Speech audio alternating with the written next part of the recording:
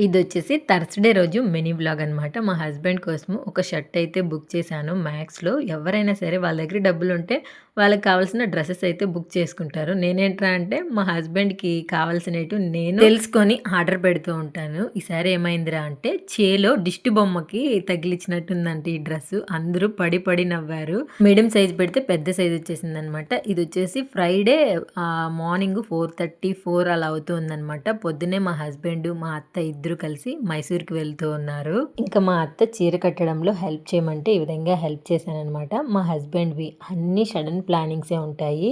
Leave అడిగాను అన్నప్పుడు ఇంటికి ఫోన్ చేసి చెప్పాలి కదా! అలా చెప్పకుండా ఈవినింగ్ ఇంటికొచ్చి రేపు మైసూర్‌కి వెళ్తున్నాము అన్నారనమాట.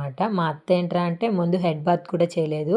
కన్ను ఆపరేషన్ అయింది కాబట్టి 3 నెలల్లో 4 సార్లు అంటే 4 సార్లు తలస్నానం చేశారంట. మళ్ళీ చేయనేలేదు. ఇప్పుడు ఐదోసారి జాగ్రత్తగా చేయాలి. ఆ టైంలో ఇంకా జుట్టు ఆరకపోతే కన్నుకి ఎఫెక్ట్ అవుతుంది అనే కొందికి నేను హెయిర్ డ్రైయర్ పెడతాను అన్నాను. ఆ వేడి గాలి కన్నుకి తగలకుండా గట్టిగా టవల్‌తో అయితే పట్టుకొనున్నారనమాట కన్నుని. ఫస్ట్ 4 గంటలకే బయలుదేరేయాలి అనుకున్నారు. 4 గంటలకంటే మేమున్న లేఅవుట్‌లో గేట్ ఓపెన్ చేసుండరు. ఇంకొక గేట్ అయితే ఓపెన్‌లో ఉంటుంది.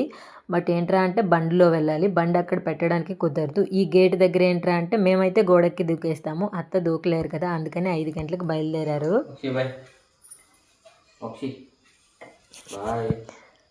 హలో మోక్షేత్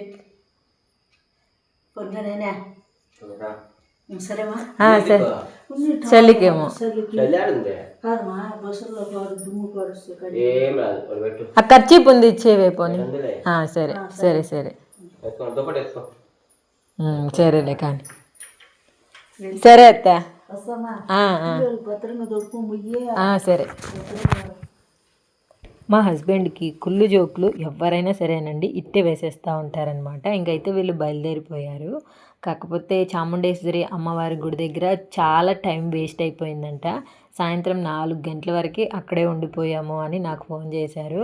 పొద్దున్నే బ్రేక్‌ఫాస్ట్ 10:30కి తిన్నారంట. దాని తర్వాత ఏంటంటే తినమంటే మా అత్త తినలేదు. మా అత్తకి లో బీపీ ఉంది. ఫుడ్ తినకపోవడంతో కొంచెం టెన్షన్ అయిపోయాడు మా హస్బెండ్. నాకు ఫోన్ చేశారనమాట. అమ్మ ఎక్కువగా నడవలేకుంది, కొంచెం నీరసంగా ఉంది అని చెప్పారు.